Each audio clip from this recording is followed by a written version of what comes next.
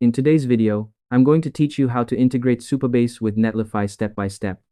This setup allows you to combine Netlify's fast deployment platform with Supabase's powerful database and authentication features, making it perfect for building modern web applications. Whether you're creating a new project or upgrading an existing one, this simple guide will walk you through everything you need to know. First, open your web browser and head over to the Netlify website. Log into your account or create one if you don't have it yet. Once you're logged in, you'll land on your Netlify dashboard, where all your projects and tools are managed, so make sure you're in the right account. Next, look at the left-hand sidebar and click on Extensions. This section allows you to add extra functionality to your Netlify projects, including databases, authentication tools, and other integrations.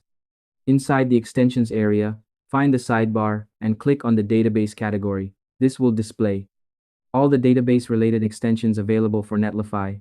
Scroll through the list carefully until you find Supabase. Once you see Supabase, click on it to open the Details page. Here, you can quickly review what the integration offers and how it works with Netlify projects. When you're ready, click the Install button to begin the integration process. Netlify will now connect Supabase to your project automatically. This usually only takes a moment, and once it's complete, the integration will be active and ready to use. You now have access to Supabase's database and authentication features directly within your Netlify workflow. And that's all there is to it. By following these simple steps, you've successfully integrated Supabase with Netlify and unlocked a powerful backend for your application. Thanks for watching, and I hope you found this tutorial helpful. Don't forget to like, subscribe, and hit the bell icon for more tutorials like this.